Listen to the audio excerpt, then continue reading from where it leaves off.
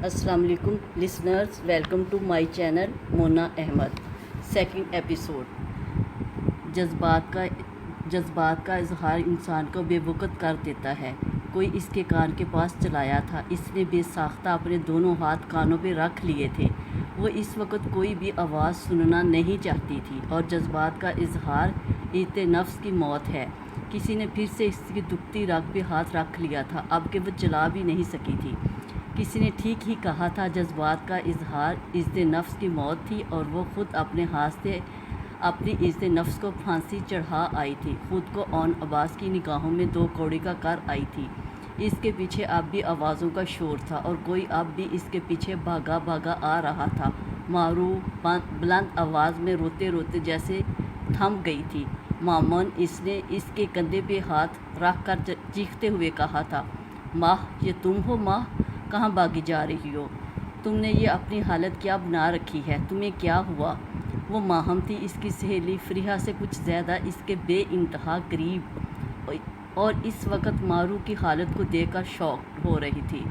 سرخ انگارہ دھلی دلائی ہوئی آنکھیں، بھیگی پلکیں، شدت ضبط سے سرخ پڑتا چہرہ، کانپتے ہونٹ، کپکپاتا وجود۔ وہ تو مارو سرفراز نہیں، کوئی دل شکستہ بیکارن لگ رہی تھی۔ ماہم جیسے دھک سے رہ گئی۔ مارو، تمہیں کیا ہو گیا؟ اس کا منہ کھل گیا تھا، آنکھیں پھٹ پڑی تھیں، اور مارو جیسے اتنے دن اکیلے تنہا ہر اذیت کا بوجھ سہ سہ کر تنگ آ چکی تھی، تھک چکی تھی۔ اس کے دل پہ بہت بوجھ تھا، اسے اپنے دل کو اس بوجھ سے آزاد کرنا تھا۔ وہ فٹ پاتھ پہ ہی ماہم کے گلے سے لگی اور چیخ چیخ کر رونے لگی۔ ماہم کچھ اور بکھلا گئی تھی۔ آخر کیا ہوا تھا؟ مارو کو اس کے ابروڈ جانے کے دوران مارو پہ کیا کچھ بیت گیا تھا، اسے خبر ہی نہیں ہو سکی تھی۔ مجھے روگ لگ گیا ہے، مارو نے اتنی ہی دیر بعد بمشکل سنبھل کر جواب دیا تھا۔ ماہم کچھ اور ہکا بکا ہو گئی تھی۔ آخر یہ مارو کس قسم کی باتیں کر رہی تھی؟ کیسا روگ؟ اور یہ تم کیسی عجیب باتیں کر رہی ہو؟ ماہم نے بکھلا کر دوبارہ پوچھا۔ اون عباس کی وہ دھیمی سلگتی چنگاڑ میں کہا گیا لفظ گو اس کی روح کو دہتے کوئلوں پہ گھسیٹ رہا تھا۔ آفس کا دروازہ کھول کر ماہرو کو باہر نکل جانے کا اشارہ کرنا، وہ عمر بھر چاہتی بھی تو اس ذلت امیز صدمے کو نہیں بھلا سکتی تھی۔ وہ اس کی زندگی کا پہلا کرش تھا، کبھی نہ بھولنے والا۔ کیا وہ سمجھ رہا تھا مارو کو کریکٹر لیس بگڑی ہوئی امیر زادی تھی جو محبت کے نام پر اسے لبھانے آئی تھی؟ اس کی شاندار پرسنالٹی پر مٹ گئی تھی۔ کیا مارو نے خوبصورت مرد نہیں دیکھے تھے؟ کیا اون عباس دنیا کا پہلا اور آخری مرد تھا؟ ہرگز نہیں، قطعاً نہیں۔ مارو نے اپنی زندگی میں بہت سحر طراز چہرے بھی دیکھے تھے، لیکن کوئی اسے اس حد تک نہیں لا سکا تھا۔ یوں اون عباس وہ پہلا اور آخری مرد تھا جس سے ماہرو سرفراز نے محبت کی تھی، ایسی محبت جو اسے شاہانہ انداز میں رسوا کر رہی تھی۔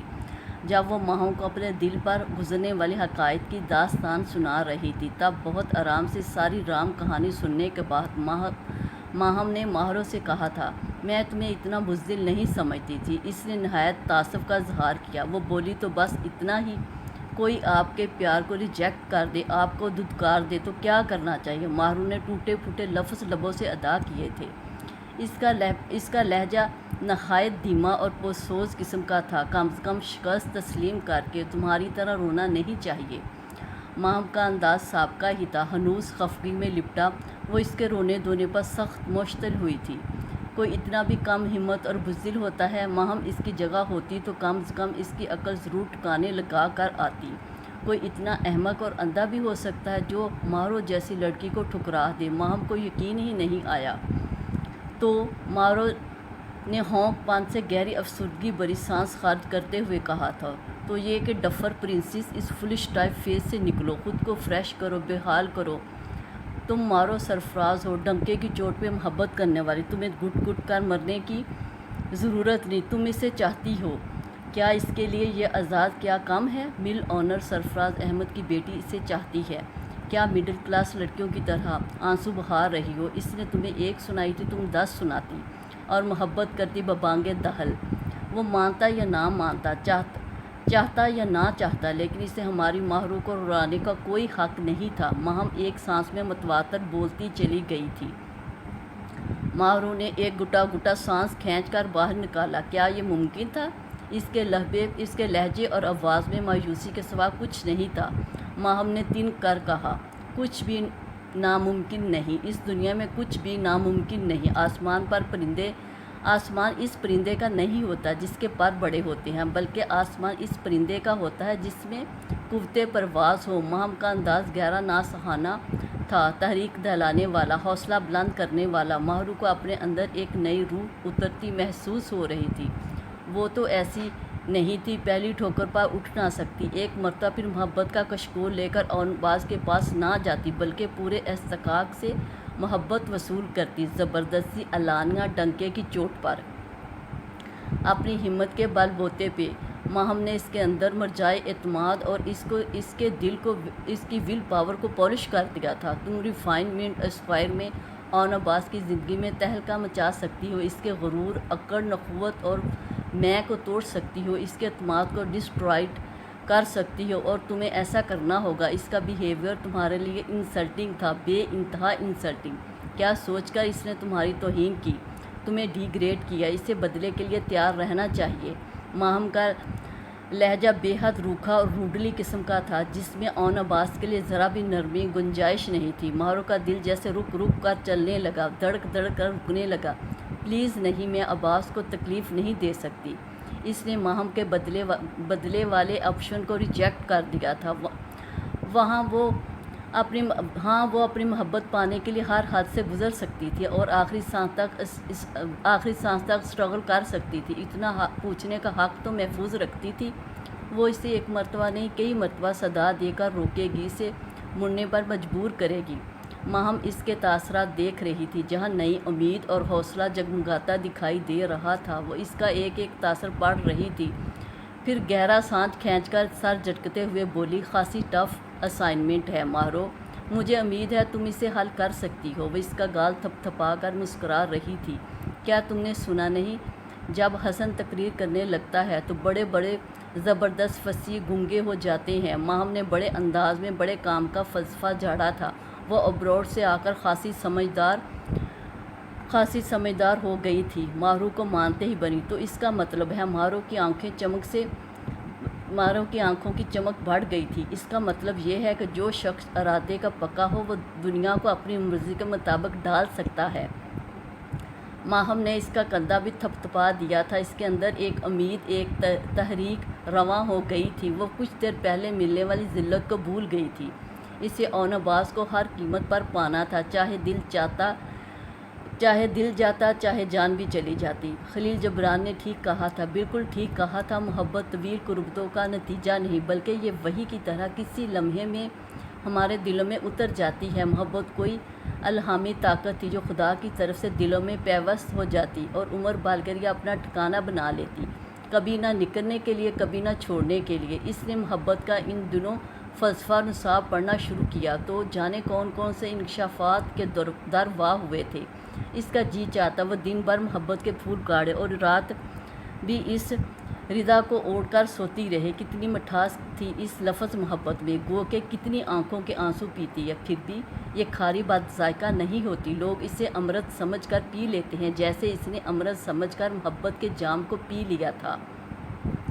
اور اب ایک بس بے سکونی تھی جو رات دن گھیرے میں لیے پھرتی تھی، لیکن اس بےچینی کے گھیرے میں ایسا لطف تھا، ایسا مزہ تھا جو وہ اس مدار کو عمر بھر چھوڑنے کی ہمت نہ کرتی، ہمیشہ اسی مدار میں رہتی۔ ان دنوں ماہرو کی ساری بیرونی سرگرمیاں ٹھپ پڑی تھی۔ وہ باقاعدہ کلب جایا کرتی تھی، ایکسرسائز کرتی، جم جوائن کر رکھا تھا، اسپورٹس میں فٹنس کے لیے حصہ لیتی تھی، لیکن آج کل ہر ایکٹیویٹی سے ناتا توڑ رکھا تھا۔ اس کا پورا وقت ماہم کے ساتھ گزر رہا تھا۔ ماہم کے آ جانے سے وہ تر و تازہ ہو گئی تھی۔ اس دن لان میں ٹینس کھیلتے ہوئے ماہم کو اچانک فریحہ کا خیال آیا تھا، تمہاری وہ سو کالڈ فرینڈ کہاں ہے آج کل؟ کافی دنوں سے اس کا ذکر نہیں سنا، ورنہ تم تو فریحہ نامہ کھول کر بیٹھو تو بند ہی نہیں کرتی۔ ماہرو نے اچانک چیئر پہ بیٹھتے ہوئے پوچھا تھا۔ ماہرو کو بھی فریحہ کے ساتھ اس ستمگر کی یاد بھی آئی تھی، گو کہ ماہم جانتی تھی اون باز فریحہ کا کزن ہے، تاہم وہ یہ نہیں جانتی تھی کہ وہ لوگ اکٹھے رہتے ہیں۔ میں نے کال پہ کافی دفعہ ٹرائی کیا ہے، وہاں کوئی کال پک نہیں کرتا۔ ایک دفعہ ملازمہ نے اٹھایا تھا، فریحہ لوگ کچھ خاص مصروفیت میں ہیں۔ میں نے تفصیل نہیں پوچھی تھی۔ گھر اس لیے نہیں جاتی، عباس کی فیملی بھی وہی ہوتی ہے، ان کا جوائنٹ فیملی سسٹم ہے۔ میں نہیں چاہتی عباس سے دوبارہ سامنا ہو۔ مارو نے ایک افسردہ سانس فضا کے سپرد کرتے ہوئے آرام سے بتایا تھا۔ وہ ماتھے پہ باندھا بینڈ اتار کر لان چیئر پہ ڈھک گئی تھی۔ ماہم بھی ریکٹ گیس پہ لڑکھا کے ٹیبل تک آئی۔ فریش جوس گلاسوں میں ڈال کر اس نے مارو کے سامنے نشست سنبھال لی تھی۔ ایک مرتبہ پھر کی تم نے بزدلوں والی بات؟ ماہم نے اسے بے ساختہ ٹوکا تھا۔ تو کیا منہ اٹھا کر اس کے گھر جاتی رہوں بغیر بہانے کے، جبکہ فریحہ میرے لاہ کہنے پہ بھی یہاں نہیں آتی؟ مارو نے اس کا بڑھایا ہوا جوس کا گلاس پکڑ لیا تھا۔ اس نے نفی میں سر ہلایا۔ میرا یہ مطلب بھی نہیں تھا۔ اینی وے فریحہ کو چھوڑو، اس کے کزن تک آؤ۔ عباس کا کوئی کانٹیکٹ نمبر ہے؟ نہیں، مارو مایوسی سے بولی۔ ماہم جیسے چیخ پڑی تھی۔ کانٹیکٹ نمبر بھی نہیں؟ فریحہ کے گھر خاص چرنے جاتی تھی، بہانے سے عباس کا نمبر تو اڑا لیتی۔ حد ہے یار، یہ 1960 والی محبت کرنے کی ضرورت ہی کیا تھی؟ ماہم نے اسے آنن فانن لتاڑ کر رکھ دیا تھا۔ فریحہ سے کس طرح مانگتی؟ تم بھی نا، اور ویسے بھی عباس کی غیر موجودگی میں جاتی تھی۔ مارو نے خفگی سے بتایا۔ اس کی بہن سے لیتی۔ کیا نام ہے اس کا؟ کائنات، اس نے سوچ کر جٹ سے کہا تھا۔ مارو نے اسے گور کر دیکھا تاکہ اس کی فیملی میں سب کو شک ہو جاتا۔ اسے ماہم کی عقل پہ تاؤ آیا تھا۔ بڑا کمال کا مشورہ دے رہی تھی۔ او مائی گوڈنس، تم کس صدی میں اچانک پلٹ گئی ہو؟ مارو سرفراز، یہ تم کیسی باتیں کر رہی ہو؟ یہ خط اور رکا بازی کا زمانہ نہیں، انٹرنیٹ کا جدید دور ہے۔ جو کام زبان نہیں کرتی وہ موبائل کرتا ہے۔ ایک SMS پوری قیامت اٹھا لاتا ہے۔ جو کام زبان سے لے رہی تھی وہ موبائل سے لیتی۔ آخر پتھر میں سوراخ ہو ہی جاتا۔ کالز، میسیجز، چیٹ، وہ کب تک ایوائڈ کر سکتا تھا؟ ماہم نے ایک مرتبہ پھر اسے بری طرح لڑتاڑ دیا تھا۔ تم ٹھیک کہتی ہو، مارو نے تسلیم کر لیا۔ ویسے ایک بات تو بتاؤ، محبت میں پہل کس کو کرنی چاہیے، مرد یا عورت؟ بڑے دنوں سے کل بلاتا ایک سوال وہ ماہم سے پوچھ بیٹھی تھی، کیونکہ وہ خود سے زیادہ ماہم کو عقل مند سمجھتی تھی۔ کچھ دیر کے بعد ماہم سوچ میں پڑ گئی۔ انفیکٹ مرد کو، عورت کو نہیں۔ بٹ تمہاری سچویشن الگ ہے۔ تم ون سائیڈڈ کا شکار ہو۔ یہاں تمہیں پہل کرنا چاہیے تھی، وہ دوسری طرف کے ایموشنز تک رسائی حاصل ہو جاتی۔ سو تم گلٹی فیل مت کرو، ماہم نے اسے اپنی سمجھ کے مطابق سمجھایا تھا۔ مارو بھی کچھ مطمئن ہو گئی۔ ان کی سوسائٹی میں اظہار محبت ٹائپ چیزیں معیوب نہیں سمجھی جاتی تھی۔ یہ ایک عام روٹین ورک تھا، جس سے پیار ہو، شادی کرنا، پھر طلاق کی خبر بھی سن لینا۔ کبھی کبھی گلٹ فیل کرتی۔ مجھے لگتا ہے عباس ایسا بندہ نہیں تھا جسے کوئی بھی منہ اٹھا کر آئی لو یو بول دیتا۔ میں اس کے لیے انجان تھی۔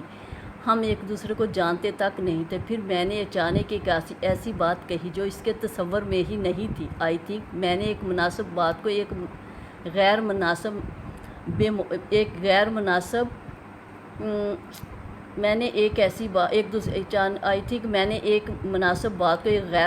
سچویشن میں بے مول کر کے نکارا کر دیا ہے۔ میں اپنے لفظوں کی قیمت کھو چکی ہوں۔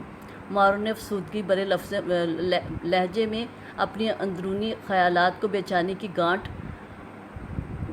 پھولی تھی۔ یو ڈونٹ وری، تم الٹا سیدھا کچھ مت سوچو۔ جو تم نے کیا بہتر کیا۔ اس حد تک اپنے خالص جذبے پہنچا دیا۔ وہ عقل مند ہوا تو ان کی قدر کرے گا، پذیرائی کرے گا۔ ویسے بھی تم اس سے محبت کرتی ہو، وہ تو انجان ہے، کیونکہ اس کے جذبات تمہارے لیے ایسے نہیں۔ عباس کو الہام تو ہونا نہیں تھا، تم بتاتی تو اسے پتہ چلتا۔ اگر 1960 کی ہیروئن بنی رہتی تو وہ کسی اور کو ڈولی میں بٹھا کر لے آتا، اور تم دل میں عباس کو بسا کر کسی بزنس مین کے شب و روز تباہ کرتی۔ میرے نزدیک تو یہ صاف ریگنگ ہے، انتہائی دوہرا پن، کھلی منافقت، شفاف دھوکہ۔ ماہم نے جوس کا گلاس خالی کر کے ہاتھ جھاڑ لیے تھے۔ اس نے حتی المقدور مارو کے اندر سے گلٹ اکھاڑنے کی کوشش کی تھی۔ تم نے سنا نہیں، کسی ایسی خواہش کے پیچھے بھاگنا فضول ہے جس کے نہ پورے ہونے کا گمان ہو، لیکن کسی ایسی خواہش کے پیچھے بھاگنا سود مند ہے جس کے پورا ہونے کا قوی یقین ہو۔ ماہم نے ایک مرتبہ پھر اس کا شانہ تھپتھپا کر امید دلائی تھی۔ مارو کے ہونٹوں پہ بھولی بسری مسکان اتر آئی تھی۔ ماہم، یو آر گریٹ، مجھے یقین آ گیا ہے۔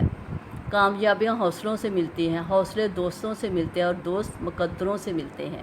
مقدر انسان خود بناتا ہے۔ اس کے اندر تر و تازگی کی لہر پھیل رہی تھی۔ یہ امید جمال تھی۔ جس کے طلوع ہونے پہ سویرا ہر سو سنہرا پن بکھیر دیتا ہے، روشنی کرنوں کو بھی جگمگاتی ہے۔ آج شام کو مائیوں کی رسم تھی۔ گھر میں مہمانوں کی چہر پہ سے خوب رونق کا سما تھا۔ اس کی کچھ کزن نے تو ڈھولکی منگوا کر رکھ لی تھی۔ ہر روز ڈھولک پر گانوں کی پریکٹس ہوتی تھی۔ عامر، یاسر، عاشر بھی شریک ہو جاتے۔ پھر اتنا ہنگامہ بپا ہوتا کہ حد نہیں، کان پڑی آواز سنائی نہیں دیتی تھی۔ مہمان کے آنے سے گھر میں سچ مچ رونق لگ گئی تھی اور شادی والا گھر لگنے لگا تھا۔ ایک دم مصروفیت بڑھ چکی تھی۔ فریحہ کو ان دونوں کاموں سے آزادی تھی، سو وہ بور ہو کر تھک چکی تھی۔ تائی اور امی اسے کچن میں بھی نہیں جانے دیتی تھی۔ کزن سب کائنات کے ساتھ مل کر یا تو اپنا حسن نکھارتی، یا لوڈو کھیلتی، یا شطرنج کی بساط بچھ جاتی، اور یا پھر گانوں پہ تانے لگائی جاتی۔ غرض ان میں سے کسی کے پاس بھی فریحہ کے لیے وقت نہیں تھا۔ ان دنوں اسے شدت سے مارو یاد آ رہی تھی، گو کہ مارو کی بہت سی فرینڈز تھیں، تاہم فریحہ نے صرف مارو کو ہی اپنا دوست بنایا تھا۔ ان کی دوستی کا ایک اصول یہ بھی تھا کہ وہ دونوں ہی اپنے گھر اور گھریلو باتوں کو ڈسکس نہیں کرتی تھی۔ وہ دونوں ایک دوسرے کے بارے میں اتنا کچھ نہیں جانتی تھی۔ فریحہ کو مارو کے بارے میں اتنا پتہ تھا کہ وہ ایک بڑے مل آنر کی اکلوتی بیٹی تھی، بہت شوق مزاج، کچھ نخریلی، مغرور اور ہلے گلے کی شوقین، اور مارو کو ہمیشہ سنجیدہ مزاج فریحہ کو اپنے دل کے قریب لگی تھی۔ اسے یاد تھا جب پہلی مرتبہ فریحہ مارو کو گھر لے کے آئی تھی، پورا گھرانہ اسے دیکھنے کے لیے اکٹھا ہو گیا تھا۔ کائنات اور اس کی بھابیاں تو مارو کے نام کی مالا جپتی تھی، حتیٰ کہ تائی اور تایا بھی مارو سے بڑی محبت سے پیش آتے تھے۔ ان چند دنوں میں ہی مارو ان کے گھر میں مقبول ہو گئی تھی۔ جب وہ نہیں آتی تو ثنا، مریم، کائنات فریحہ کا سر کھا لیتی۔ تب پہلی مرتبہ فریحہ کو اس کی امی نے مارو کو یہاں بلانے پہ ٹوک دیا تھا۔ وہ تب امی کی بات پہ اتری گہرائی کو سمجھ نہیں پائی تھی، لیکن جب مارو کا اس گھر کے چند افراد سے الطافات معنی خیز حد تک بڑھ گیا تھا، تب فریحہ کی امی نے اسے بے انتہا گرگ کر منع کیا۔ مارو کو یہاں مت لایا کرو، میں نے تمہیں کتنی مرتبہ سمجھایا ہے۔ امی کا لہجہ دبا دبا غصیلا تھا، جیسے وہ بہت پہلے آنے والے برے وقت کی آہٹیں پا چکی تھی۔ تب تک فریحہ کو بھی مارو کا یہاں اس قدر تسلسل سے آنا جانا کھٹک گیا تھا۔ وہ خود اس صورتحال سے گھبرانے لگی تھی، کیونکہ مارو کا الطافات تایا کی فیملی سے دن بدن بڑھتا جا رہا تھا۔ امی میں اسے نہیں بلاتی، وہ خود ہی بہانے سے آ جاتی ہے۔ شاید وہ اپنے گھر کی تنہائی سے تنگ آ گئی ہے، اسے یہاں اپنائیت بھرا ہلا گلا والا ماحول ملتا ہے، شاید اسی لیے وہ چاہ کر بھی منفی خیالات کو اپنے دماغ میں جگہ نہیں دینا چاہتی تھی۔ وہ امی کے وسوسوں کو اپنے دل میں نہیں گھسانا چاہتی تھی۔ امی نے اس کی بات سن کر ترشی سے کہا، امیروں کو تنہائی کی کیا پرواہ، جب چاہا باہر نکلے، گھومے پھرے، ہوٹلنگ، شاپنگ کی اور دن گزار لیا۔ ان کا موڈ خراب تھا، سہیلی تمہاری اور بہناپا ان کے ساتھ۔ امی وہ میرے توسط سے آتی ہے، فریحہ منمنائی تھی۔ آخر پہلے کیوں نہیں آتی تھی؟ امی کا انداز سوچتا ہوا کچھ تنزیہ قسم کا تھا، اور یہاں پہ آ کے مارو کے لیے اس کی ساری وکالت دری کی دری رہ جاتی تھی۔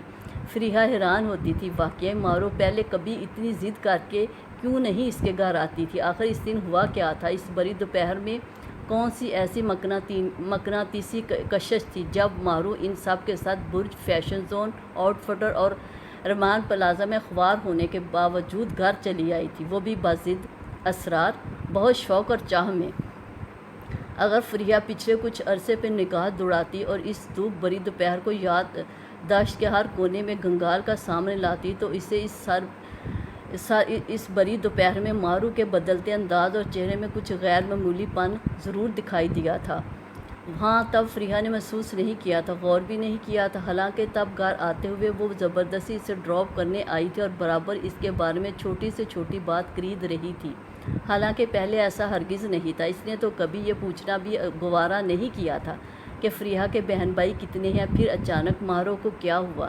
لیکن وہ اچانک بھی نہیں تھا۔ مارو برج، فیشن زون اور آؤٹ فٹر سے لے کر رحمان پلازا پہنچنے تک بیزار دکھائی دی تھی، لیکن یہ بیزاری اس وقت ختم بھی ہو گئی جب فریحہ کو اپنے رحمان پلازا آنے کی وضاحت دینا پڑی تھی۔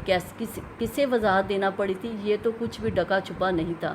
رحمان پلازا میں اسے ڈانٹنے اور سخت سنانے کی جرأت کرنے والا صرف عباس تھا، جسے اپنے گھر کی خواتین کا پلازا میں آنا کبھی گوارا نہیں ہوتا تھا، اور اس چھوٹی سی جھڑپ کے بعد اون چلا گیا تھا۔ جب تک وہ وہاں رہا تھا، اس کی مارو والی سائٹ کی طرف پشت تھی، وہاں بڑے بڑے خوبصورت آئینوں میں عکس ضرور واضح ہوتا تھا۔ اس کے چلے جانے کے بعد مارو کے ساتھ جو بھی ہوا وہ حیران کن تھا۔ مارو کی بیزاریت ختم ہو گئی تھی، اس کا اتنا گرمی میں ان سب کے ساتھ معمولی شاپنگ کا حصہ بننا اور اس بات کا غصہ کرنا بھی ختم ہو گیا تھا۔ مارو کے موڈ میں واضح تبدیلی آئی تھی۔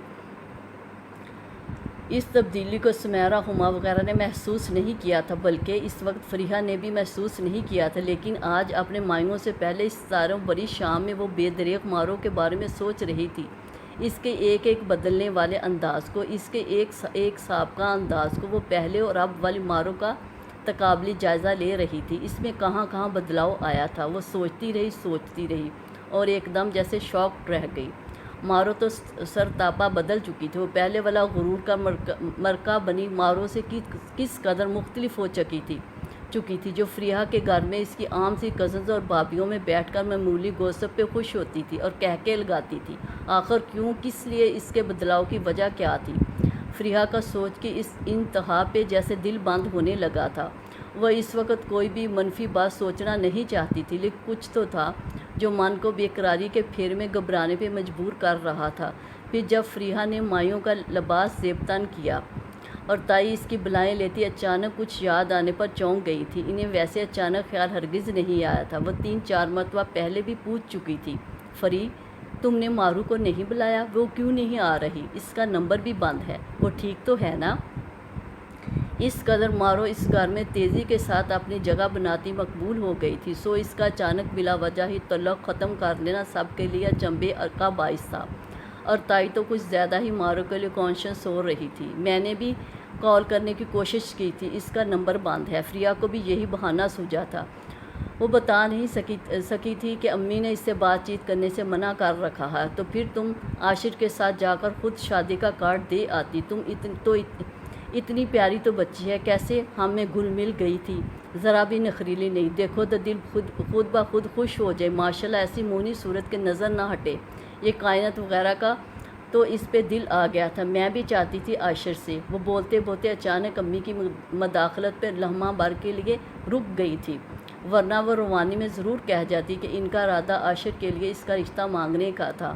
امی بھی ان کی ادھوری بات کا مفہوم سمجھ گئی تھی، وہ تو باہر چلی گئی، بھابھی امیر لوگ ہیں، آج ادھر تو کل سیر و تفریح کے لیے ملک سے باہر، اس لیے رابطہ بھی منقطع ہے۔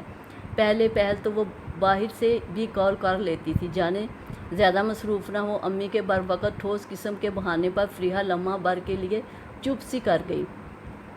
امی کا یہ جھوٹ اگر کھل جاتا، مارو آج ہی اگر اچانک آ جاتی، کیونکہ وہ فریحہ کے گھر ہمیشہ اچانک ہی آتی تھی، اگر اسے سمیرا وغیرہ سے فریحہ کی شادی کے متعلق پتہ چل جاتا تو وہ مارو کو نہ بلانے کا کیا جواز پیش کرتی؟ اور بھابھی، کہاں مارو مل آنر کی بیٹی اور کہاں ہم درمیانے درجے کے کاروباری لوگ، بھلا ہمارا اور مارو کی فیملی کا کیا مقابلہ؟ اچھا کیا آپ نے عاشر کا رشتہ مانگ کر بات نہیں گنوائی، بھلا مارو کا ہمارے ساتھ کوئی جوڑ بنتا ہے؟ اس کا باپ تو دو ٹوک انکار کر دیتا، یہ تو چھوٹا منہ اور بڑی بات والا معاملہ ہو جانا تھا۔ امی اپنی بیٹی کے لیے ڈال بننے کی کوشش میں اپنے ماں ہونے کا پورا حق نبھا رہی تھی۔ میرے عاشر میں کیا کمی ہے، وہ تو خود ہی چھری تلے نہیں آ رہا، اتنے رشتے آ رہے ہیں وہ مانتا ہی نہیں، جانے کہاں دل اٹکا رکھا ہے۔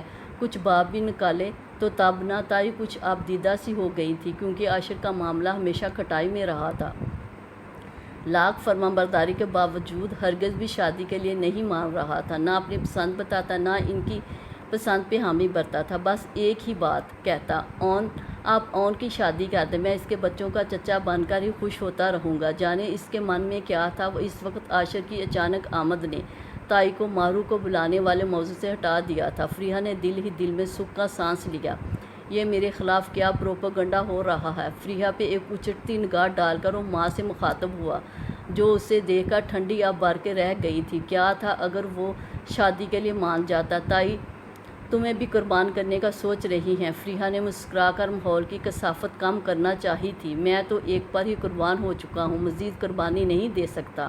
عاشر کا انداز معنی خیز قسم کا تھا۔ فریحہ کو کچھ عجیب لگا، گو کہ پہلے بھی خاصی معنی خیز گفتگو کرتا تھا، تاہم اس وقت فریحہ کو کچھ الگ ہی فیل ہوا۔ تو وہ جنم جلی ہے کہاں؟ تائی کو غائبانہ ہی اس پر تاؤ آ گیا۔ سامنے ہو تو اس کے پیر پکڑ کر بھی لے آؤں، وہ پیر پکڑنے سے بھی نہیں آئے گی، قسمت کے پھیر میں پھنسی ہوئی ہے۔ عاشر نے ٹھنڈی آب بھر کر کہا، کیسی منحوس ہے؟ تائی کو اور بھی بری لگی تھی۔ منحوس نہیں، بڑی بھگوان ہے، نصیب والوں کی دہلیز پہ اترے گی۔ عاشر ہلکا سا مسکرایا تھا۔ اس کا انداز سابقہ ہی تھا، تاہم اس میں ہمیشہ والی معصومیت ضرور موجود تھی۔ میرا دل تو فریحہ کی سہیلی پہ آ گیا تھا، ایسی سندر بچی ہے کہ پورے گھر میں اجالا بکھیر دے۔ تائی کو ایک مرتبہ پھر مارو یاد آ گئی، کیوں ہمارے گھر بجلی نہیں یا جنریٹر کا فقدان ہے؟ عاشر نے تائی کی بات کو اپنے ہی رنگ میں لیا تھا۔ تائی نے اسے گور کر دیکھا، پھر اپنی بات جاری رکھی، ایسی چینی کی گڑیا دل چاہے تو شوکیس میں سجا دیں۔ کمال کرتی ہیں امی آپ، شوکیس برتن سجانے کے لیے ہوتے ہیں، جیتے جاگتے انسان نہیں۔ پھر ہمیں ایک بیوی درکار ہے، وہ ڈیکوریشن پیس نہیں۔ محتمہ کوئی کام نہیں کرتی، ہر کام کے لیے 10 نوکر ہیں۔ پھر جم میں الگ سے جانا ہوتا ہے، شاپنگ، ہوٹلنگ، ہلا گلا، اضافی کمالات۔ آپ اتنے اونچے خواب نہ ہی دیکھیں تو بہتر ہے۔ اگر اتنا ہی مارو بی بی پہ دل آ گیا تھا تو پھر اون کو تختہ مشق بنا لیتی۔ یقین واثق تھا کہ اون ان محتمہ کو سدھارنے کی طاقت رکھتا تھا۔ مجھ غریب کو تو کھڑے کھڑے گولی سے اڑا دیتی۔ حد ہے بھئی، خواب بھی دیکھا تو آسمانوں والا۔ وہ اتنے مزاحیہ انداز میں بولا تھا کہ فریحہ کی ہنسی چھوٹ گئی تھی، پھر وہ ہنس ہنس کر دوہری ہو گئی تھی۔ اس کی شفاف جھرنوں جیسی ہنسی نے لمحہ بھر کے لیے عاشر کو تھما دیا تھا۔ اس کے اپنے لبوں کی مسکراہٹ غائب ہو گئی تھی، پھر وہ ایک لمحے کے لیے بھی نہیں رکا تھا، الٹے قدموں ہی پلٹ گیا تھا۔ تائی امی اور فریحہ اس کے رد عمل پر ششدر رہ گئے تھے۔ اسے اچانک ہوا کیا تھا؟ یہ شدید ترین گرم دن تھا، نہ صرف گرم ترین بلکہ مصروف بھی۔ عاشر کو بخار تھا سو وہ کام پہ نہیں آ سکا۔ عاصم اور قاسم بھائی نیا مال بک کروانے کراچی گئے ہوئے تھے۔ رات کو 3 ٹرک سامان کے آئے تھے جنہیں خالی کروانا تھا اور آج ہی کروانا تھا۔ اگلے 3 دن اور بھی مصروفیت کے تھے، کیونکہ اگلے 3 دن میں باقاعدہ شادی کے رسموں کا آغاز ہو جانا تھا۔ اون عباس کو آج ہی تمام کام نپٹا کر فارغ ہونا تھا۔ وہ اپنے زیر نگرانی پیکنگ میں بند نیا مال اتروا کر گودام میں رکھوا رہا تھا، پھر پلازہ کے مختلف دکانوں میں مطلوبہ سامان پہنچانا بھی اسی کی ذمہ داری تھی۔ پیکنگ کھلوانا بھی اسی کے ذمہ لگایا گیا تھا۔ خاص طور پر الیکٹرانکس کے ٹرالوں کو خالی کروانا بڑا محتاط قسم کا کام تھا۔ اوپر سے بلا کی گرمی، اچانک ہی سورج انتہائی نیزے پر پہنچ گیا تھا اور تپش بڑھ گئی تھی۔ ابھی ایک ٹرک خالی ہوا تھا جب اس کی جینس کی پاکٹ میں رکھا سیل فون ایک تواتر سے بجنے لگا۔ اس نے مصروف انداز میں موبائل نکال کر کان سے لگایا تھا۔ دوسری طرف ایک دل نشین جانی پہچانی نسوانی آواز سنائی دی۔ اون کی بھویں تن سی گئی، ماتھے پہ سلوٹ نمودار ہوئی تھی، اس کے اعصاب تک کھنچ گئے تھے۔ اس کا وجدان جس خاتون کی طرف اشارہ کر رہا تھا، اگر کالر وہی تھی تو پھر آج اس کی زندگی کا انتہائی برا ترین دن تھا، اور وہ اگلے 10 سال تک بھی اس کال کو بلانے والی نہیں تھی۔ اگر ذرا سی بھی غیرت رکھتی تو شرم سے ڈوب مرتی۔ اس دن کی ذلت کے بعد ایسی جرأت کا دوبارہ مظاہرہ نہیں کرتی۔ اون عباس کو اندازہ ہی نہیں تھا اس کا کس ڈھیٹ اور انتہائی ڈھیٹ خاتون سے واسطہ پڑا تھا۔ مہذب الفاظ میں ایسی عورتوں کو مستقل مزاج کہا جاتا ہے، تاہم اون کے نزدیک وہ کمال درجے کی ڈھیٹ لڑکی تھی جسے اپنی انا، عزت اور وقار کا ذرا پاس نہیں تھا، لیکن آج وہ اس کے تمام طبق روشن کر دینا چاہتا تھا۔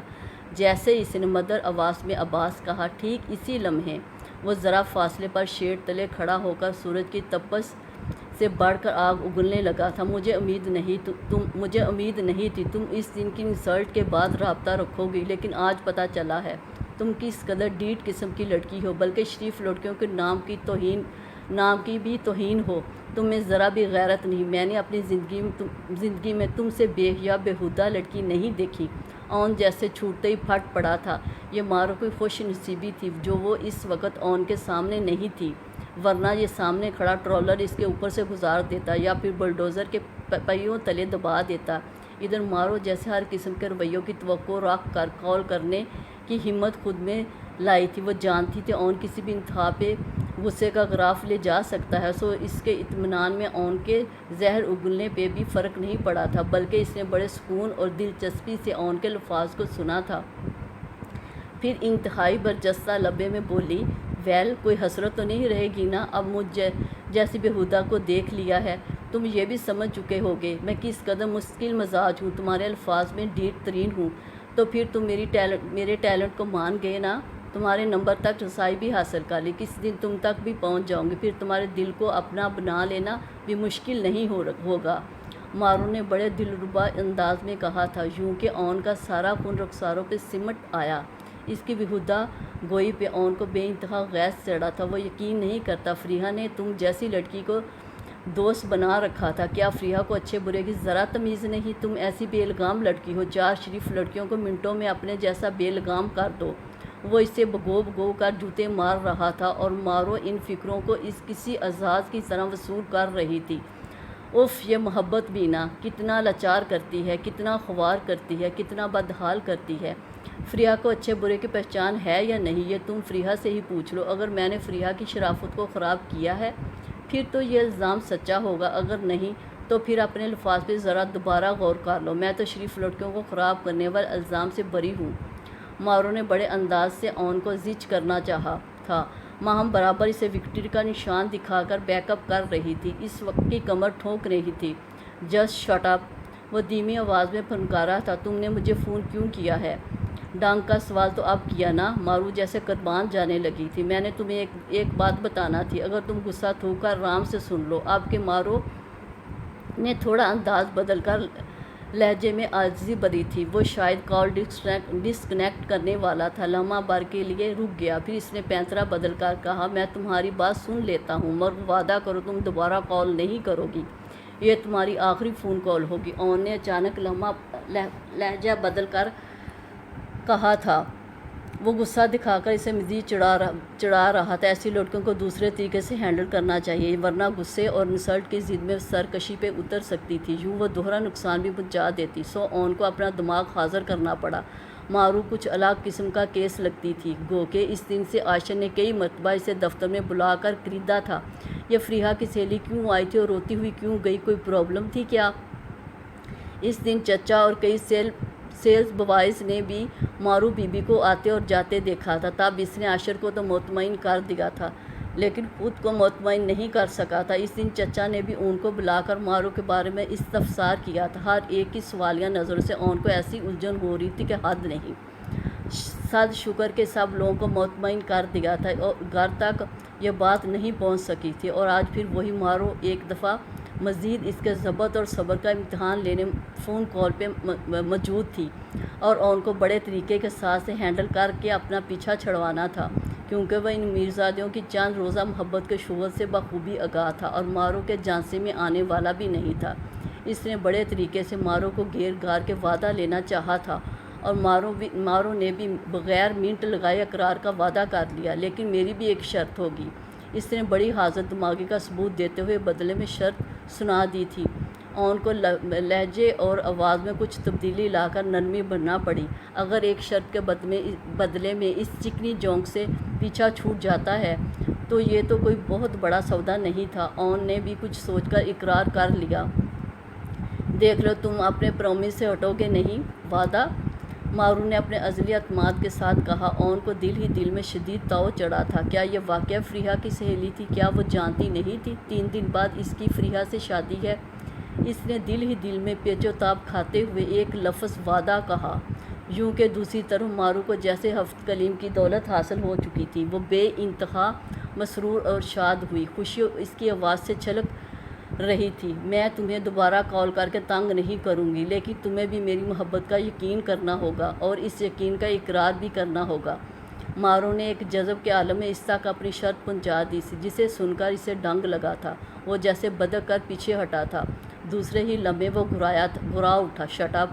اس گھراہٹ پہ کچھ فاصلے پہ کھڑے چچا مزدوروں سے ٹن اٹھواتے چونک سے گئے تھے۔ معمولاً اون کو خیال آنے پر اپنا لہجہ دھیما کرنا پڑا تھا۔ اس نے جیسے خون کا گھونٹ بڑھا تھا، پھر فون کو کان سے ہٹا کر دوبارہ گویا ہوا تھا، دوبارہ کوئی میں یہ کام نہیں کر سکتا، اس نے صاف انکار کر دیا تھا۔ تو پھر میں 24 گھنٹوں میں تمہیں 48 کال کروں گی اور 2000 SMS بولو منظور ہے۔ وہ جیسے لمبا سا لطف لیتے ہوئے بلیک میلنگ پر اتر آئی تھی۔ دوسری طرف اون کو لمحہ بھر کے لیے دماغ کو ٹھنڈا کرنا پڑا۔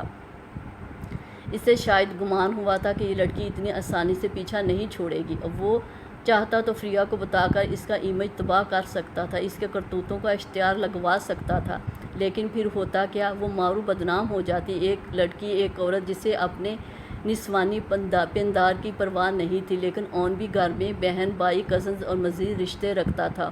وہ کسی کی بیٹی کو کیوں بلا وجہ بدنام کرتا؟ گو کہ اب تو وجہ بھی تھی، پھر بھی یہ سب اس کی تربیت کا حصہ نہیں تھا۔ اگلی دفعہ کافی دیر سوچنے کے بعد اون نے ذرا نرم آواز میں اسے الجھانے اور بات ختم کرنے کی غرض سے کہا تھا، ویل، میں تسلیم کر لیتا ہوں کہ تم مجھ سے محبت کرتی ہو، لیکن میں کیسے یقین کروں؟ تمہیں یقین تو دلانا پڑے گا، اور یہ تم پر ڈپینڈ کرتا ہے تم مجھے کیسے یقین دلاتی ہو۔ اپنے تہیں اس نے مارو کو لاجواب کرنا چاہا تھا، مگر مارو ہی کیا جو لاجواب ہو جاتی۔ اس کا ازلی اعتماد، نخرہ، حاضر جوابی لوٹ آئی تھی۔ اب اسے اون کو ستا کر مزہ آ رہا تھا۔ وہ اس گفتگو کو مزید لمبا کھینچنے کی خواہش رکھتی تھی۔ میں تمہیں یقین دلا سکتی ہوں کیونکہ میں تم سے سچی محبت کرتی ہوں، وقتی ابال والی محبت نہیں، لمبی اور ہمیشہ والی۔ تم کہو کس طرح سے یقین کرو گے؟ کیا زہر پھانک لوں، سوسائڈ کر لوں، شاہراہ کاٹ لوں، خود کو آگ لگا لوں، یا تمہارے پلازے کی چوتھی منزل سے کود جاؤں؟ اس کے اگلے الفاظ نے اون کے 14 طبق روشن کر دیے تھے۔ اس کی سماعتیں جیسے سلک اٹھی تھی۔ وہ برجستہ بول پڑا، میں تمہارا قتل اپنے ذمے کیوں لوں؟ اگر مرنا چاہتی ہو تو شوق سے مرو، تاکہ تمہارا پیچھا چھوٹ جائے۔ مارو نے طنزیہ کہا، خاصی سمجھدار ہو۔ وہ بھی طنز پر اتر آیا تھا۔ بہت بد دماغ بھی ہوں، اس نے جتلایا۔ وہ تو نظر آ رہا ہے۔ اس نے فون بند کرنا چاہا۔ میری بات سنو۔ مارو جیسے اس کا ارادہ بانپ گئی تھی۔ کیا ہے؟ وہ مشتعل ہوا۔ کیا پیچھا چھوڑو گی یا نہیں؟ اس کے ضبط کی انتہا ہو چکی تھی۔ ہرگز نہیں۔ مارو نے کال کاٹ دی تھی۔ پھر وہ بیڈ پر لیٹ کر ہنس کے لوٹ پوٹ ہوگی۔ اون سے بات کر لینے کی سرخوشی اس کے انگ سے پھوٹ رہی تھی۔ اسے یقین نہیں آ رہا تھا اون اس سے اتنی لمبی بات کر سکتا ہے، اور اس کی ہر بے سروپا بات کا جواب بھی دیا تھا۔ مارو کو یقین کامل تھا کہ ایک نہ ایک دن اون کو اس کی محبت پہ یقین آ جائے گا، اور مارو پہ اس خوبصورت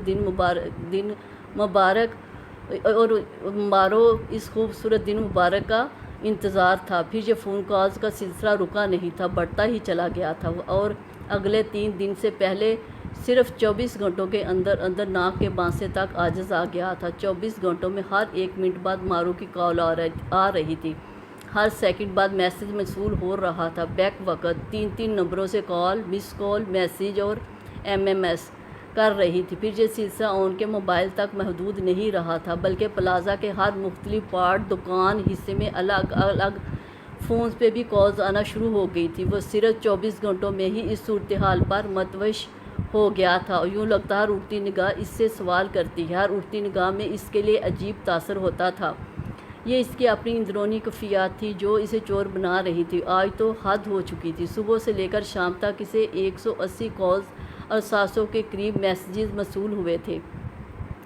سب سے بڑی شرمسار کرنے والی بات تو یہ تھی، جب وہ کپڑے کے لوڈ ڈپو سے کپڑا اتروا رہا تھا تب اس کی جیب میں موبائل بیک ناک سائرن کی طرح بجتا رہا۔ متواتر میسج بھی آتے جا رہے تھے۔ تنگ آ کر اس نے فون سائلنٹ پہ کر دیا تھا، لیکن تب بھی ابو اور چچا کی غصے بھری کالز PTCL پہ آنے لگی۔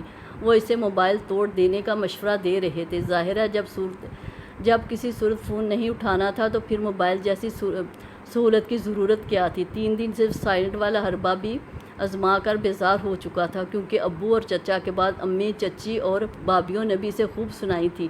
وہ 3 گھنٹے ٹریفک میں پھنسی رہیں اور بار بار اسے کال کر رہی تھی کہ وہ انہیں دوسرے روٹ سے پک کر لے، لیکن چونکہ اون نے سیل سائلنٹ پہ کر رکھا تھا اس لیے پتہ ہی نہیں چل سکا تھا۔ وہ تو اس سچویشن پہ چکرا کر رہ گیا تھا۔ اب تو دکان میں کام کرنے والے لڑکے تک جان چکے تھے سورہ اسرافیل کی طرح بجتی گھنٹیوں میں کوئی خاص بات تو ضرور تھی۔ یوں لگتا ہر آنکھ میں اون کے لیے کھوج بھر گئی ہے، یعنی وہ بھی اون عباس بھی اس لت سے محفوظ نہیں رہ سکا تھا جسے بڑے محتاط رہنے کے دعوے ہوا کرتے تھے۔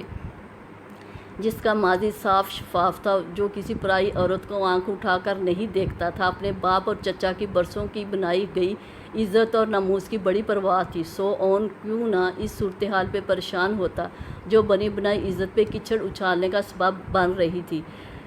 پھر چچا اور ابو تک نے اسے بلا کر پوچھ لیا تھا، یعنی اس کے کردار ارد گرد رہنے والے قریبی لوگ اچنبے کا شکار ہو کر چونک رہے تھے۔ کوئی مسئلہ ہے اون؟ تمہارا دھیان کام پہ نہیں، ہر وقت موبائل کی گھنٹیاں بجتی ہیں، میں کچھ اڑتی بکواس بھی سن رہا ہوں۔ ابو نے نرم آواز میں اسے خوب اندر تک لتاڑ دیا تھا، تب وہ اور بھی پریشان ہوا تھا۔ اس وقت ابو اور چچا کو تو قائل کر لیا تھا، لیکن وہ اپنے دل کی بے چینی کو کسی طور پہ قابو نہیں کر سکا تھا، جیسے یوں لگتا تھا کچھ ہو کر رہے گا۔ یہ جو ولایتی طوفان اس کی زندگی میں اٹھ رہا تھا، یہ کوئی معمولی طوفان ہرگز نہیں تھا۔ پہلے اس نے یہی سوچا تھا وہ لڑکی اس کا روڈلی بیہیویئر دیکھ کر خود بخود ہٹ جائے گی، لیکن ایسا ہرگز نہیں تھا۔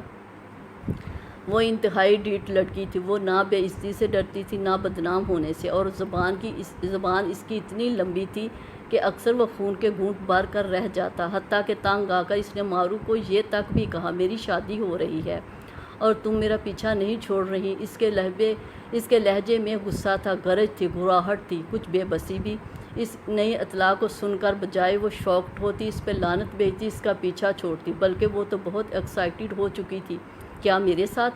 اس کا انداز انتہائی برجستہ تھا، وہ ہر بات کو چٹکیوں میں اڑا دیتی تھی، اس کے لیے کچھ بھی سنجیدہ نہیں تھا۔ جب اسے اپنے نسوانی پندار کی پرواہ نہیں تھی تو پھر وہ اون عباس کی پرواہ کیوں کرتی؟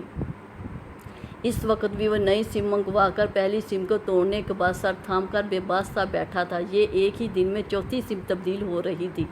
اب تو اس کے بھائی بھی چونک کر سوال کرنے لگے تھے، تم نے سمیں بدلنے کا ریکارڈ تو نہیں قائم کرنا؟ یہ سوال قاسم نے کیا تھا۔ یہ پہلا سوال تھا، پھر سوالوں کا ایک لامتناہی سلسلہ شروع ہو گیا تھا، یوں کہ اون عباس بوکھلا گیا۔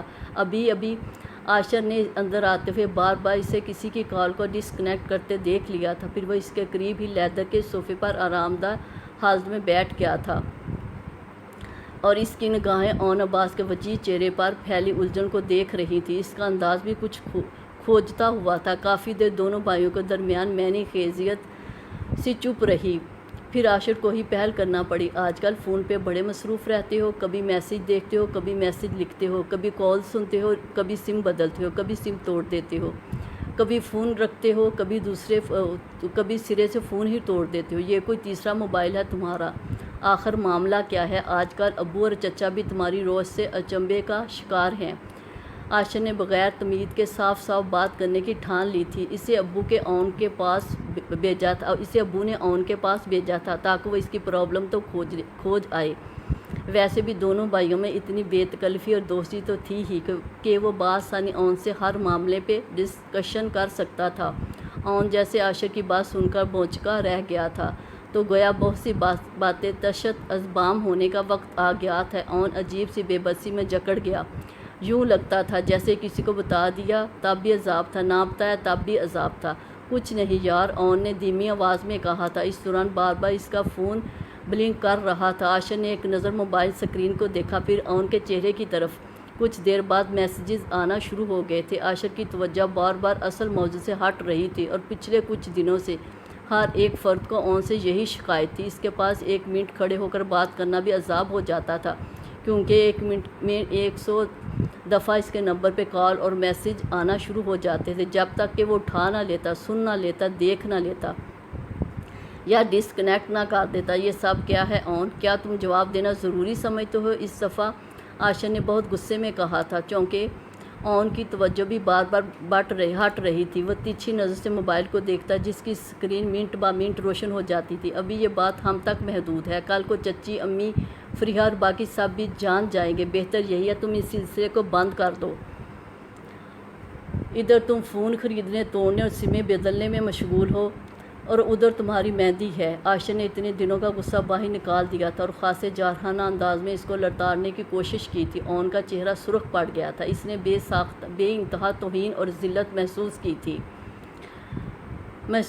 وہ چھوٹے بھائی کے سامنے بے انتہا شرمندہ ہو گیا تھا۔ اب اون عباس پہ یہ بھی وقت آنا تھا وہ چھوٹے بھائی کے سامنے सवालिया निशान बन गया था। वह इसके सामने कमरा अदालत में खड़ा था। इस मारो सरफराज की सरकशी के सबब इस एक मारो सरफराज ने ओन अब्बास को इतना हल्का और बेबस कर दिया था जिसे अपने डिफेंस में बोलना भी मुहाल लग रहा था। वो होंठ चबाता गुस्से में खड़ा हो गया। मैं तुम्हें समझा रहा हूँ ओन, घर में खुशियों के शादियाने बाज रहे हैं, तुम भी ज़रा संभल जाओ। ऐसा वैसा कोई किस्सा है तो इस पर लानत डालो। तुम अच्छी तरह से जानते हो फरीहा हम सबको किस कदर अजीज़ है। वो इसकी आंख में उतरा कोई भी आंसू नहीं देख सकते। तुम फरीहा को रुलाने का सबब बने तो अच्छा नहीं होगा, बिल्कुल भी अच्छा नहीं होगा। अब्बू किसी भी बदनामी के भार को उठाने के मुतहम्मल नहीं हो सकते। वह इसे ढके छुपे लफ्ज़ों में समझा गया था, दूसरे मानों में अब्बू की तरफ से वार्निंग दे गया था। तो इसका मतलब था अब्बू भी कुछ मारो वाले किस्से से आगाह हो रहे थे। ज़ाहिरी सी बात थी, सब कुछ इस कदर वाज़िया था कि हर कोई अपनी अपनी समझ के मुताबिक नतीजा अख्ज़ कर लेता। ओन मारे गुस्से से बफर रहा था और इसी गुस्से के आलम में इसने दफ्तर की एक एक चीज़, कीमती चीज़ को तहस नहस कर दिया था। ऊपर से इसका मोबाइल भी बीकनाक सुरें बिखेर रहा था। फिर एक अनजान नंबर से मैसेज आ गया। वो जो थक हार पर सोफे पर ढह गया था, लम्हा भर के लिए चौंक गया। क्या इसे मैसेज खोल के देख लेना चाहिए? क्या ख़बर किसी का ज़रूरी मैसेज हो? अगर इसने मैसेज ना देखा और अब्बू तक फ़ोन चला गया तो इसकी अच्छी भली क्लास लगने का ख़दशा था। इसलिए ओन को मैसेज खोलकर देखना पड़ा। सामने एक नज़म के चंद अल्फाज चमक रहे थे। कोई मुझको ऐसी दलील दे कि मैं टूट कर तेरे नक्श को आँख की पतलियों से मिटा सकूं। कोई मुझको ऐसी दलील दे कि मैं दिल से फिर तेरी उम्र भर की रफ़ाक़तों को ही बुला सकूं। कोई मुझको ऐसी दलील दे कि मैं उम्र भर तेरी याद का कोई जश्न ही ना मना सकूं। अगर ऐसी कोई सबील है तो फिर आज़मा, जो नहीं तो फिर मुझे याद कर, मुझे याद आ। उनके दिमाग से शरारे निकल रहे थे। इसके अंदर ज्वार बाटा जो जमा हो रहा था, आतिफ शाह था जो फट रहा था, क्योंकि अभी कुछ देर पहले दफ्तर की हालतजार को देखकर इसका बाप आग की तरह भड़क उठा था। अभी कुछ देर पहले ही प्लाजा में आए थे। आते साथ आशा से टकराव हो गया था। आशा ने इन्हें तसल्ली दी थी कि ओन ठीक है, कोई बड़ा मसला नहीं। सो वो बड़े चैन के आलम में ऊपर दफ्तर की तरफ आए थे। इनके दिल से चंद दिन पहले वाले वसवसे मिट चुके थे। आशा ने इनकी अच्छी तसल्ली करवा दी थी, क्योंकि कुछ दिन पहले होने वाले वाक़यात में इन्हें ओन बड़ा चिड़चिड़ा, बेजार, बदमिजाज महसूस हो रहा था। वो बात बे बात काट खाने को दौड़ता था। इसकी शादी हो रही थी और ये शादी ज़बरदस्ती की भी नहीं थी। फिर ओन के गुस्से और बदमिजाजी का सबब क्या था? इसे तो खुश होना चाहिए था, जबकि वो दिन ब दिन बेजार, रूखा और वसीला हो रहा था। ओन के बाप और फरीहा के ताया होने के नाते इनके सारे वसवसे बेसबब नहीं थे। इन्हें डर था कुछ अनहोना ना हो जाए। वो इन दिनों सख्त परेशान थे और चाहते थे ओन और फरीहा की शादी खैर खैरियत से निपट जाए। और अब दफ्तर की हालत देखकर इन्हें ओन की ज़हनी कंडीशन का साफ नज़ारा हो रहा था। वो तो पूरे दफ्तर को टूटा फूटा बिखरा देखकर बोंचका रह गए थे। इन्हें आशर की तसल्ली पे ताव चढ़ गया। क्या इसने अपने बाप से झूठ बोला था? वो बाई के किसी ऐब या गलती या राज को छुपा रहा था? आखिर कुछ तो था पसे पर्दा जिससे आशर ना सही ओन लाजमी तौर पर छुपा रहा था। आखिर क्या था जिसकी पर्दादारी थी? इनके दिमाग से ओन की तरह इशरारे निकल रहे थे। ऊपर से इसका बजता मोबाइल, जो कि तीन मोबाइल थे, हर नंबर पे एक साथ कॉल्स आ रही थी। अब्बू जैसे लम्हों में समझकर आग बगोला हो गए थे। इनका शक यकीन में बदल रहा था। उनके पीछे कोई था, कोई लड़की, शायद इसकी महबूबा, या फिर इनके दिमाग की नसें फटने लगी थी। वो खूनख्वार तेवर लेकर इसके करीब आए थे। फिर उन्होंने ज़िंदगी में पहली मरतबा अपने सबसे लाडले बेटे का गिरेबान पकड़कर झंझोड़ा था और खूनी रंग आंखों से उनको घूरते हुए लहरा कर इसके मुंह के ऊपर गूंजदार थप्पड़ दे मारा। ये सारी कार्रवाई आधे मिनट में हुई थी। इसके बाद उन्होंने दरवाज़ा लॉक कर दिया था। फिर वो शरारे उगलते इसके सर पर खड़े चलाए थे। मैं कहता हूँ तुम बेगैरत हो चुके हो, शर्म नहीं आती? रात को मेहंदी का फंक्शन है, कल बारात होगी और तुम मुझे पूरी बरादरी के सामने जलील करना चाहते हो। एक जायज़ तलक बनने में रात भर का वक्फा बचा है और तुम्हारे पिछले इश्क की आग ही नहीं बुझ रही। इतने दिनों से तमाशा देख रहा हूँ, तहम्मुल से काम ले रहा हूँ ताकि तुम्हें कुछ तो शर्म आए, मुझे तुम्हारे मुँह ही ना लगना पड़े। जो बाप बेटे के दरमियान पर्दा सा हाइल है वो चाक ही ना हो। मगर तुमने आज इंतहा कर दी, जब इनका सारा लावा उबल कर ओन के पूरे वजूद को गुबार आलूद कर गया था। جب ان کی عمر بھر کی پونجی کو انہوں نے ایک ہی جھٹکے میں داغدار کر دیا تھا، جب ان کے کردار تک بات پہنچ گئی تھی تو پھر ان کے پاس باقی کیا بچا تھا؟ اس کا سب کچھ تو لٹ گیا تھا، وہ اپنے باپ کے سامنے رسوا ہو گیا تھا، اس کا باپ تو اپنی بڑاس نکال کر جا چکا تھا، لیکن اون عباس کے اندر ابلتے آتش افشاں کو کیسے روکا جاتا؟ وہاں تو آگ ہی آگ تھی جو اس اون عباس کے نصیب میں ذلت آئی تھی۔ اس کا ایک حصہ مارو کو بھی ملنا چاہیے تھا، وہ بھی اتنی ہی ذلت اور رسوائی کی حقدار تھی۔ اگر اون عباس ذلیل ہوا تھا، اپنے باپ کے سامنے خوار ہوا تھا، تو مارو سرفراز کو بھی اپنے باپ کے سامنے ذلیل ہونا تھا۔ وہ جارحانہ انداز میں اٹھا تھا اور کسی بپھرے طوفان کی طرح باہر نکل گیا تھا، اس کے انگ انگ سے شرارے پھوٹ رہے تھے۔ پورا گھر لائٹنگ سے سجایا جا رہا تھا، باہر گراؤنڈ میں شامیانے لگائے جا رہے تھے، مہندی کا فنکشن گراؤنڈ میں ہی ہونا تھا، بارات ہوٹل میں آنی تھی۔ اگر اون تایا تائی کا بہت لاڈلا تھا تو فریحہ اپنے والدین کی اکلوتی بیٹی تھی، اس لیے یہ شادی انتہائی دھوم دھام سے ہونا قرار پائی تھی، کیونکہ یہ واقعی یادگار ترین شادی تھی، کبھی بلائے جانے والی نہیں تھی، نہ کوئی اسے بلا پاتا۔ فریحہ تو کبھی بھی نہیں۔ سر شام ہی ڈھولک کی تھاپ پہ گیتوں کی پریکٹس شروع ہو گئی تھی۔ اس کی ساری کزنز بہت پرجوش تھیں اور رات بھر سے ڈانڈیا سیکھ رہی تھیں۔ تائی اور امی بہت مصروف تھی۔ ثنا اور مریم پارلر روانہ ہو چکی تھی، کائنات مہندی لگوا رہی تھی۔ ثنا کی بیٹی زینب فریحہ کے پاس تھی، جسے تھپک تھپک کر سلاتے ہوئے اس کی سوچوں کا کوئی رخ بھی مثبت نہیں تھا۔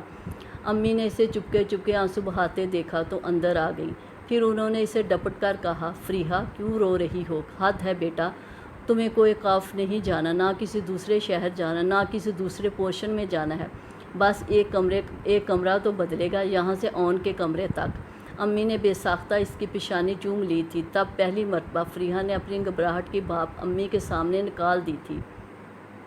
وہ دل پہ بوجھ لیے لیے تنگ آ چکی تھی۔ امی پریشان نہ ہوں، یہ بس یہی سوچ کر وہ ہر بات دل میں دبائے ہلکان ہو چکی تھی، لیکن اس وقت فریحہ میں ضبط کا یارہ نہ رہا تھا۔ پتہ نہیں امی دل کیوں گھبرا رہا ہے، اندر چین ہی نہیں۔ اس کی آواز پھر سے بھرا گئی تھی، تم وہم میں نہ پڑو، اچھا خوشگوار سوچو، امی نے اسے دلاسا دیا تھا۔ آج امی بہت خوش تھی، بیٹی کا فرض بھی ادا ہو رہا تھا اور عمر بھر آنکھوں کے سامنے بھی رہتی، اور داماد بھی دل پسند تھا۔ وہ اسے تسلی دے کر چلی گئی، شاید کسی نے انہیں آواز دے کر بلایا تھا۔ فریحہ زینب کو تھپک تھپک کر سلا چکی تھی جب عاشر کا وہاں سے گزر ہوا تھا۔ فریحہ نے اچانک اسے روک لیا تھا۔ عاشر لمحہ بھر کے لیے رک گیا تھا، پھر اندر بھی آ گیا۔ فریحہ مائیوں کے زرد لباس میں خود بھی خاصی زرد لگ رہی تھی، موتی چور کے لڈو جیسی۔ عاشر نے ایک اچھڑتی نگاہ ڈالی تھی، پھر جلدی سے نظروں کا رخ موڑ لیا تھا، تاثرات بھی سپاٹ کر لیے تھے۔ فریحہ نے انگلیاں مسلتے ہوئے عاشر سے پوچھا تھا، اون آج کل کہاں ہے؟ پردہ تو مجھے اس سے کرنا تھا۔ وہ خود ہی روپوش ہو کر بیٹھ گیا، اس کے لہجے میں ٹوٹ پڑتی رنجیدگی کا عنصر نمایاں تھا۔ عاشر نے گہرا سانس کھینچ لیا۔ فریحہ کو کیا بتاتا، اون تو واقعہ چند دنوں میں ایک پہیلی بن چکا تھا، وہ اس کے دن رات کی کچھ خبر نہیں تھی، بات کرو تو کاٹ کھانے کو دوڑتا تھا۔ ایسی بدمزاجی تو اون کی طبیعت کا حصہ نہیں تھی، کیا پتہ پلازا میں ہی مایوں بیٹھ چکا ہو۔ عاشر نے اپنا لہجہ لمبا ہلکا پھلکا بنا لیا تھا، سوچتا ہوگا گھر میں تردد کیوں کروں، پھر تو امی وغیرہ گھر میں بونڈ کر لیں گی، مذاق نہیں کرو پلیز۔ فریحہ کی سنجیدگی برقرار تھی، وہ جو دبی دبی بے چینی اضطراب اس کے چہرے پہ دکھائی دے رہا تھا، عاشر اس اضطراب کی وجہ بخوبی سمجھتا تھا، چاہے جتنا مرضی چھپانے کی کوشش کی جاتی۔ فریحہ کے دل میں بجتی خطرے کی گھنٹیوں سے کچھ بھی چھپانا محال تھا۔ مجھے بتاؤ اون کے ساتھ پرابلم کیا ہے؟ وہ ایسا تو نہیں تھا، اس نے دو ٹوک عاشر سے سوال پوچھ ہی لیا تھا، جس سے بچنے کی خاطر عاشر فریحہ کے سامنے بھی نہیں آتا تھا۔ وہ جیسے بے بس ہو گیا، فٹ ہے یار، کوئی پرابلم نہیں، تمہیں کس نے بتا دیا؟ عاشر بلا وجہ مسکرانے لگا، شاید فریحہ کو مطمئن کرنے کے لیے۔ میرے دل نے، فریحہ کے جواب نے عاشر کو لمحہ بھر کے لیے لاجواب کر دیا تھا۔ کیا پتہ تمہارا دل جھوٹ کہتا ہو؟ عاشر کے لیے بات بنانی مشکل ہو گئی تھی۔ ایک بات بتاؤں عاشر، دل سب کچھ کہتا ہے لیکن جھوٹ نہیں کہتا۔ فریحہ کا انداز ہنوز وہی تھا، بلا کا سنجیدہ۔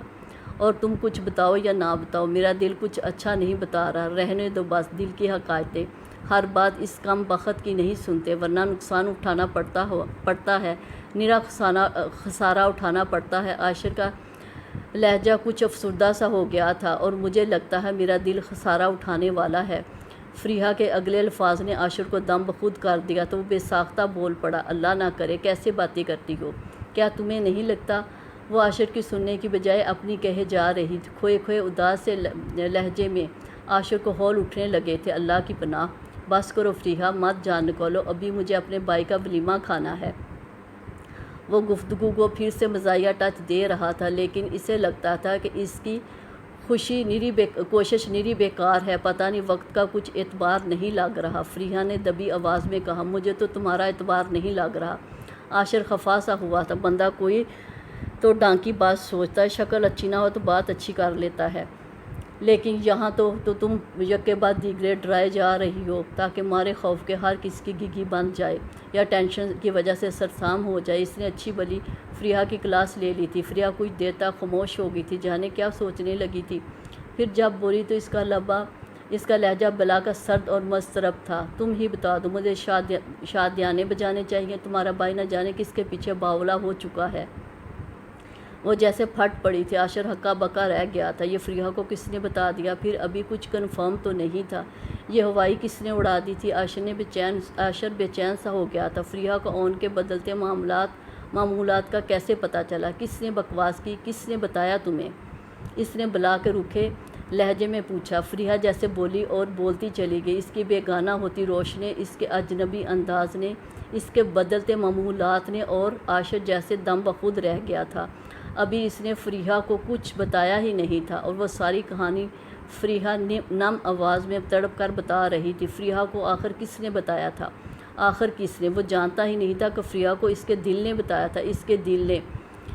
اس نے سنہری ڈلتی سا پہر کو سمٹ کر گلابی شام میں بدلتے دیکھا اور مسکرا دی تھی۔ پھر اس نے جمائی کو روکا۔ گلاس ونڈو سے کرٹن ہٹا کر وہ لانچ کے پار اترتی گلابی شام کے حسن کو دیکھ رہی تھی، محسوس کر رہی تھی۔ آج کر بات بے بات اس کے ہونٹ مسکرا رہے تھے۔ تو سچ تو یہ تھا کہ اس کا انگ انگ مسکرا رہا تھا۔ ماہرو نے کرسٹل ٹیبل پہ رکھا اپنا سیل اٹھایا اور چپکے سے کئی SMS ایک ساتھ سینڈ کر دیا۔ اب وہ اپنے عالیشان بنگلے کے لانچ میں ننگے پاؤں گول گول گھومتی رقص کر رہی تھی۔ اس کے پچکانہ سے دیوانے پن کو دیکھتی، کچن میں اس کا پسندیدہ کیک کریم سے سجاتی ماہم نے مسکرا کر ماہرو کو دیکھا، پھر بے ساختہ ہنس پڑی۔ معمر شازمہ سیڑھیوں سے اترتی دکھائی دی تھی۔ وہ شاید کہیں باہر جا رہی تھی۔ جانے سے پہلے وہ ماہرو کے قریب لمحہ بھر کے لیے رک گئی تھی۔ پھر اس نے مسکرا کر ماہرو سے پوچھا، تمہارا پرنس ابھی تک پرپوزل لے کر نہیں آیا؟ بہت لیزی ہے یار، اتنی دیر کرے گا تو تمہارے ڈیڈی کسی اور کو فائنل کر دیں گے۔ شازمہ نے نزاکت سے تھرکتی ماہرو کو بریک لگانے پر مجبور کر دیا تھا۔ شازمہ نے پھر سے انتہائی ملامت سے کہا، سم ٹائم اپنے پرنس کو یاد کرواتی رہا کرو، بہت جلد تمہارے ڈیڈی سیٹ ہاشم کو اوکے کر دیں گے۔ شازمہ نے آتن بے پرکی اڑائی تھی۔ ماہرو اپنے حسین چہرے پہ ہاتھ پھیر کر دلکشی سے مسکرا دی۔ ڈیڈی مجھ سے پوچھے بغیر کچھ نہیں کریں گے۔ اس کا انداز خاصا مہذب تھا۔ ماہم ان کی تکرار کو انجوائے کر رہی تھی، کیونکہ وہ دونوں ہی مہذب انداز میں ایک دوسرے کے بقیے ادھیڑ لیتی تھی، میٹھے طنز انجوائے کرتی۔ بائی دا وے، تمہارا مشن امپاسبل کہاں تک پہنچا؟ شازمہ شاید کسی پیش رفت کا پوچھنا چاہ رہی تھی۔ ڈونٹ ویری ڈیئر ممی، بہت جلد گڈ نیوز سننے کو ملے گی۔ شازمہ نے اسبات میں سر ہلا دیا، پھر اس کے جلوے بکھیرتے حسن کو دیکھ کر کچھ طنزیہ انداز میں بولی تھی، آف کورس گڈ نیوز کا ہی انتظار ہے، کون کافر ہوگا جو تمہیں انکار کرے۔ گڈ لک ہے تو اس عام سے شاپ کیپر کی ہائی فائی جینٹری کا حصہ بن جائے گا، لائف سٹائل چینج ہوگا، اس کی ایک ہی جمپ میں اپر کلاس میں انٹری ہو جائے گی، اسے ویل اینڈ ہیپی تو ہونا ہی ہے۔ شازمہ نے ماہرو کے کھلے کھلے حسین روپ سے جیلسی فیل کرتے ہوئے پھر سے مٹھاس بھرا طنز کیا تھا، please don't mind, you know میں تو بہت ٹروتھ فل ہوں، دل میں رکھتی نہیں، جو کہنا ہوتا ہے کہہ دیتی ہوں، چاہے برا لگے یا اچھا۔ تم کمفرٹنگ ہو، اپنے کنگڈم کو انجوائے کرو، میں تمہارے پرسنل افیئرز میں انٹرفیئر نہیں کر سکتی، بٹ تمہارے ڈیڈی کے پرسنل ریلیشن کی وجہ سے بھی ہیلپ فل رہوں گی۔ Okay pretty, bye bye. Shazma نے 2 انگلیوں سے ماہرو کے چکنے گال کی ملائمت کو محسوس کیا اور ٹک ٹک کرتی چلی گئی، جبکہ ماہم کچن میں کھڑی ہنس ہنس کر بے حال ہو رہی تھی۔ اس نے کریم بھرا ہاتھ منہ پہ رکھ لیا تھا، گویا ہنسی روکنے کی کوشش میں بے حال تھی۔ مائی گاڈ، اس کو کیا ہوا تھا؟ ویری اسٹرینج، ایسی خوش بیانی، ایسی ویل فارمڈ، ایسی پولائٹ۔ ماہرو میرے بازو میں چٹکی کاٹنا کیسی ایکٹریس عورت ہے یار، منٹوں میں پٹا گئی۔ ماہم کی ہنسی نہیں رک رہی تھی۔ مارو تمہاری ساس بھی ایسی قیامت ہوئی تو تمہارا ہو چکا گزارا۔ ماہم نے لمبے لمبے سانس لے کر بمشکل کہا، نہیں ہرگز نہیں، ان میں تو بہت تحمل ہے، وہ بہت ویل ڈریسڈ ہیں، ویری گریسفل لیڈی۔ وہ ان کی امی کو تصور میں رکھ کر بڑے دل سے تعریف کر رہی تھی۔ ماہم ابھی سے ساسو ماں کو پٹانے والے سٹائل۔ ماہم نے اسے چھیڑا تھا، پھر کچن سے نکل کر مارو کے کہنے پہ میوزک چینج کر دیا۔ اب کوئی گائیکا بڑی مدر آواز میں غزل گا رہی، یوں کہ مارو کو لگا جیسے اس کے جذبات کی عکاسی کر رہی ہو۔ اس کے دل کی دھڑکنوں میں ارتعاش آ گیا تھا، اور وہ جو دعوے دار تھا شہر میں کہ سبھی نبض کا شناس ہوں، کبھی آ کر مجھ سے پوچھتا کہ میں کس کے غم میں اداس ہوں۔ مصنفہ کی آواز کا جادو تھا جس نے پورے ماحول پر سحر طاری کر دیا تھا۔ ایک محصور کن ماحول میں گائیکا کی آواز کا جادو سر چڑھ کے بولنے لگا۔ مارو تو کسی اور ہی جہان میں نکل گئی۔ موہنیا نے جیسے ہی اس کے دل کا ہر درد بڑے پیار سے سروں کے نام پہ چھیڑ دیا تھا۔ یہ میری کتاب حیات ہے، اسے دل کی آنکھ سے پڑھ ذرا، میں ورق ورق تیرے سامنے، تیرے روبرو، تیرے پاس ہوں۔ مارو کے دل میں کہیں میٹھا میٹھا سا درد اٹھ گیا تھا، کہیں مٹھاس بھری ٹیسوں نے نغمہ چھیڑ دیا تھا۔ اس کے ہونٹ گائیکا کی آواز کے ساتھ ہی ہل رہے تھے۔ یہ تیری امید کو کیا ہوا، کبھی تو نے غور نہیں کیا، کسی شام تو نے کہا تو تھا، تیری سانس ہوں، تیری آس ہوں۔ مارو کی سانس جیسے سینے میں رکنے لگی تھی، یا گھٹ گھٹ کر چلنے لگی تھی، چل چل کر تھمنے لگی تھی۔ یہ دربارے دل میں کون آ رہا تھا، یہ کس کے قدموں کی چاپ تھی؟ اس نے ریشمی گیلی پلکوں کو اٹھایا اور دھنگ رہ گئی تھی۔ مارو کے سامنے اس کا مجسم خواب کھڑا تھا، وہ الوزن نہیں حقیقت تھا۔ وہ حقیقت بن کے مارو کے مقابل کھڑا تھا، اتنا قریب کہ وہ ہاتھ بڑھا کر اس کی پیشانی چھو سکتی تھی، اتنا قریب کہ وہ اس کے گرم گرم سانسوں کی مہک سن سکتی۔ کیا وہ خواب تھا جو اتنا قریب تھا اور اس انداز میں مارو اسے پہچان بھی نہ پاتی؟ کوئی اور وقت ہوتا تو کوئی اور صورتحال ہوتی تو اون عباس کو اپنے اس بنگلے کے لانچ میں کھڑا پا کر وہ پوری زندگی خیرات کر آتی۔ کیا مارو کا یقین بن کر آیا تھا؟ کیا وہ مارو کا عشق بن کر آیا تھا؟ اس نے دل کے مقام پہ ہاتھ رکھ لیا اور دھڑکنوں کی تسبیح سننے لگے۔ اور اس کے سارے گمان سچ ثابت ہو جاتے تو مارو سرفراز اتنی بڑی شادمانی کا بار اٹھا سکتی تھی؟ ہرگز نہیں۔ تو پھر ایک بات اس کا وجدان کہہ رہا تھا، آج پہلی مرتبہ مارو سرفراز کا مجسم خواب کسی الہامی کیفیت میں نہیں، ایک ایسے انداز میں جو کسی باشعور سمجھدار انسان کا نہیں ہو سکتا تھا۔ وہ آتش فشانی کا کوئی لاوا لگ رہا تھا جو پھٹ رہا تھا۔ وہ مارو سرفراز کو اپنی محبت سے سرفراز کرنے نہیں بلکہ راہ کرنے آیا تھا۔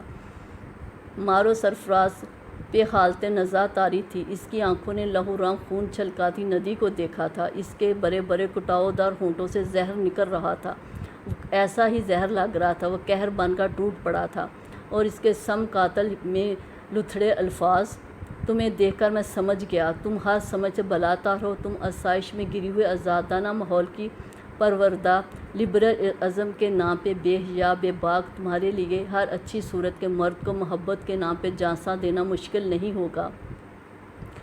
تمہاری سوسائٹی میں 8-10 افیئر، چھوٹے موٹے عشق، ہلکی پھلکی محبتیں یقیناً ایک ماڈرن رواج کے تحت پروان چڑھتی ہوں گی، لیکن ہمارے ہاں اس تمام عشق پیچاں کے کھیل کو بے حیائی اور بے غیرتی تصور کیا جاتا ہے۔ ہم لوگ خاندانی روایات، اقتدار اور حدود و قیود پہ جان دیتے ہیں۔ عزت ہمارا اثاثہ ہے، کردار ہمارا سرمایہ ہے، اور حیا ہماری وراثت ہے۔ اپنے نفس کو تشریح میں سجا کر لذت اور صرف لمحاتی لذت کے پیچھے خوار ہونے والی عورتوں سے مجھے گھن آتی ہے۔ اس نے ہنوز صاحب کا دمِ غراتے لہبے میں مارو کے قریب آتے ہوئے ایک زوردار دھکا دیا تھا، وہ کٹے ہوئے شہتیر کی طرح لہلا کر زمین پر گری تھی، اور تب اون عباس نے اس کے قریب فرش پہ تھوک دیا تھا۔ میں تمہارے منہ پر تھوک رہا ہوں اس لیے کہ تمہیں ہمیشہ یاد رہے کہ کسی مجھ جیسے مرد کو محبت کے نام پر اداؤں کے جال میں پھنسا لینا اتنا آسان بھی نہیں ہے، اور میرے اختیار میں ہوتا تو تمہیں ویسا ہی تماچا رسید کرتا جو میرے باپ نے میرے منہ پر مارا تھا، صرف تمہاری وجہ سے۔ وہ جس طرح طوفانی انداز میں آیا تھا اسی طرح گرم پرحدت چونکے کی طرح پلٹ گیا، یوں کہ فرش پہ گری مارو کے جسم میں جنبش تک نہیں ہوئی تھی، حرکت تک نہیں ہوئی تھی۔ کچن کے ڈور فریم میں کرسٹل کی ڈش میں تازہ بتازہ کیک رکھے کھڑی ماہم کو جیسے جھٹکا لگا تھا۔ اس کے ہاتھ سے کرسٹل کی ڈش گری اور چکنا چور ہو کر فرش پہ بکھر گئی۔ وہ جیسے گہری نیند سے ہڑبڑا کر مارو کی طرف دیوانہ وار لپک کر آئی تھی۔ پھر اس نے چیخ چیخ کر سارا گھر اکٹھا کر لیا کیونکہ مارو ہوش و خرد سے بیگانہ ہو چکی تھی۔ یوں اس سیکنڈ ایپیسوڈ کا اختتام ہوتا ہے۔